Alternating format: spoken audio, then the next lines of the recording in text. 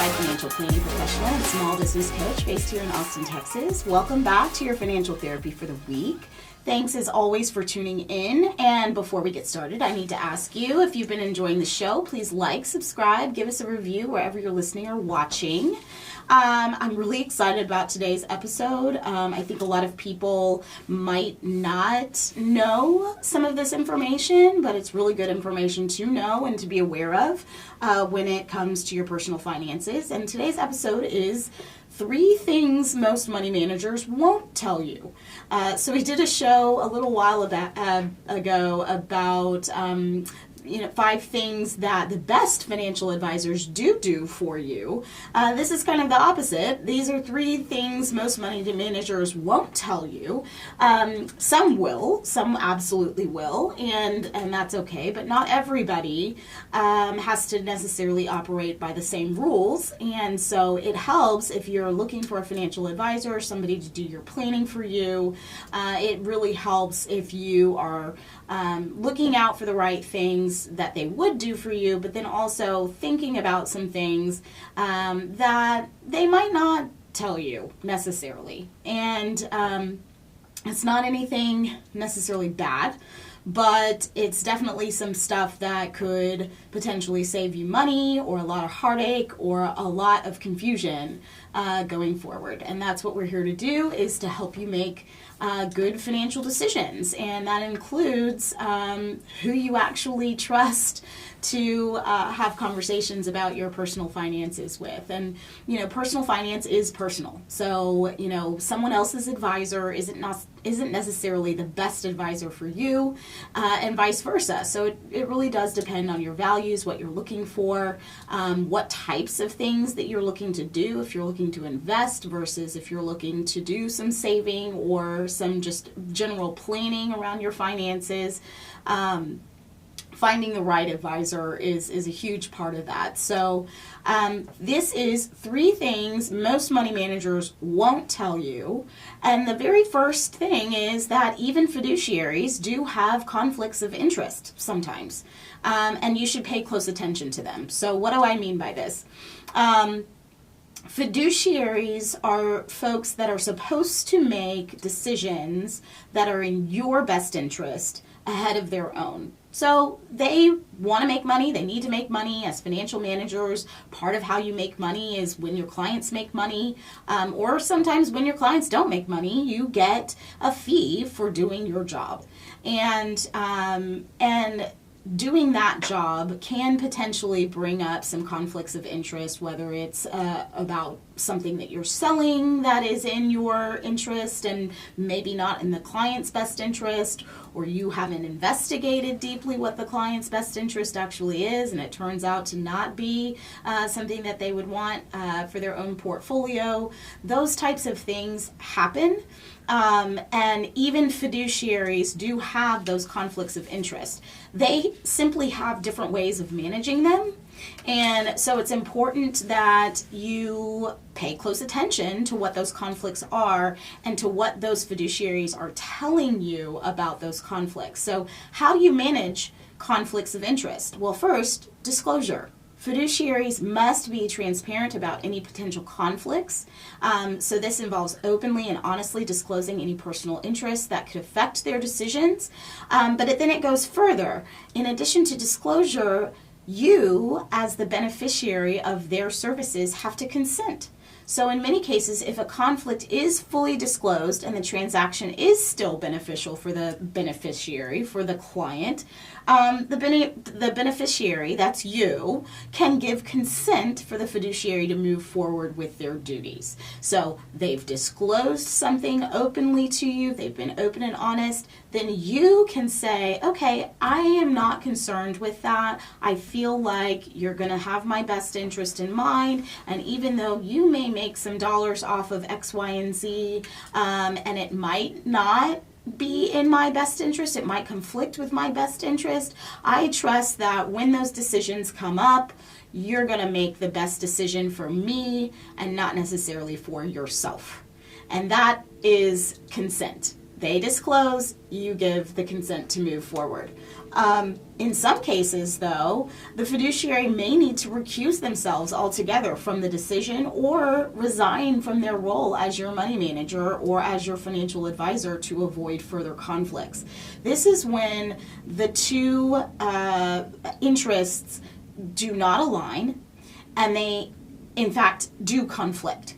So, you need to get somebody to buy stock B because stock B is the thing that benefits you, and if they don't buy stock B, then you don't get paid, and stock B is not good for that client. It's actually stock A that would be the best thing for that client, but you don't get paid on stock A, you only get paid on stock B. They could disclose that. You could consent to that. But if that financial advisor were being 100% honest about that disclosure, that is probably a disqualifying event. If they do not feel like they could actually adequately steer you to, or I shouldn't use the word steer, but adequately direct you to something that was beneficial for you, exclusive of their benefit. It may be a disqualifying event. That's a kind of a loose example because technically they could just say, oh yeah, stock A, that's the best one for you.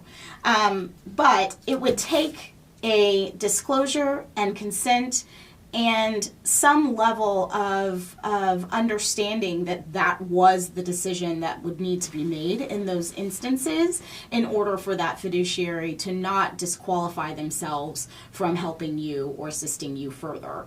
If the circumstance is that they will always have to put you in that stock A and they're never going to make any money off of that client, they probably are going to disqualify themselves because that is not, your interests are not aligned. The next way that you could manage conflicts of interest is to mitigate them. So firms may implement policies like a code of ethics to help identify, monitor, and manage conflicts of interest in order to mitigate their risk and your risk. As a fiduciary, they must choose the best thing for you. They're working on your behalf, your best interest over their own. And so, firms don't want to get into trouble for, having everybody go into stock B when really they should be in stock A. And so everybody has a vested interest. The fiduciary, you as the client, have a vested interest to have these interests align. And if they don't align after disclosure and consent, then disqualification or mitigation of that risk. So it could be something where they have a policy that says, okay, well, if A is the best for your client, but we only pay on B, then you gotta go ahead and put them in A. And they have something that's actually written in their code of ethics or in their policy that mitigates the risk of folks basically steering their clients to the wrong place or to a place that's not beneficial for them. So all of that said, the first thing that most money managers won't tell you up front is that even fiduciaries have conflicts of interest and that you should be paying close attention to them. Pay close attention to the disclosure of those conflicts of interest. Pay close attention before you provide consent to still move forward. Even after being provided that disclosure, be very careful if someone does feel the need to disqualify themselves either from a decision or from their role entirely as your financial advisor. That's serious business.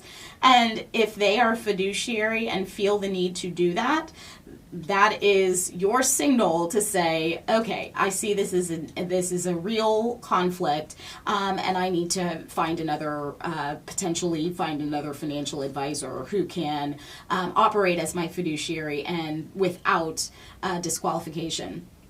And then the last thing is mitigation. So sometimes there are policies implemented by the firm, sometimes by the board that the financial planner belongs to. I'm a certified financial planner, so the CFP board actually does provide a standard, a code of ethics for folks. And so we are all fiduciaries as certified financial planning professionals. That's part of the mix is having an ethics component.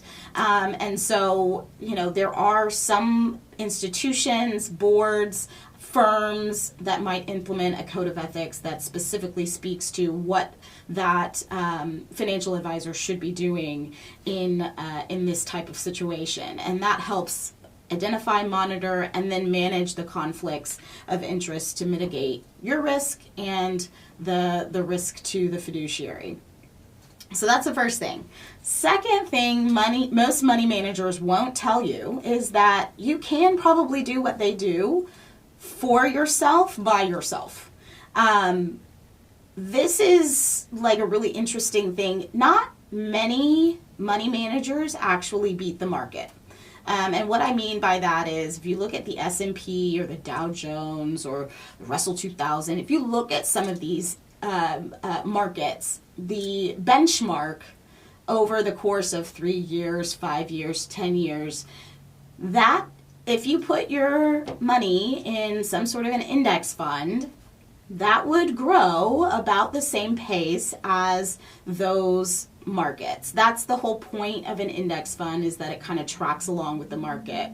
What money managers typically do is try to actively manage funds so that they beat those benchmarks, right? But how often do they actually do that? So most studies show that a large majority, often over 90%, underperform their benchmarks, especially when fees are considered, and especially over long periods of time, like 10 or 15 years. So in other words, they could have a really good 1 or 2 years.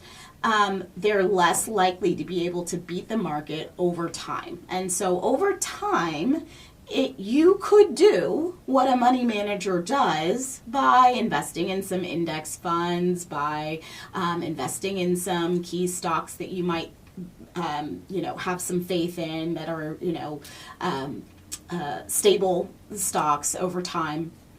So, the idea that you are not professional enough to be an investor and to get the returns that you're looking for is actually just not accurate. As I said, so many, typically less than 10% over the long term, actually do beat the market. Long-term performance, these indices have found that, like I said, fewer than 10% of actively managed large cap equity funds outperform the S&P 500. Short term, a higher percentage may outperform folks, other indices over the course of, say, a year. But even then, a majority still typically underperform that benchmark. So I'm just trying to impress upon you that you can learn how to do what they do for yourself, by yourself, and that can eliminate some of the fees that are associated with money management that I think people see as very small, but over time they can really add up.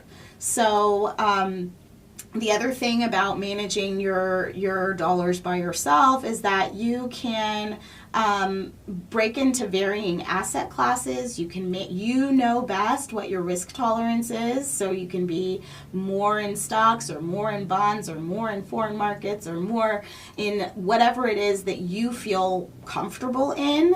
Ethical investing, investing in environmental companies or things like that. You can do a little bit more of that and not have to be paying active management fees for those things, but it does become a little bit daunting. The thing that is important to know, though, is that you can probably do what they do for yourself, by yourself, and still be on par with 90% of the active fund managers out there.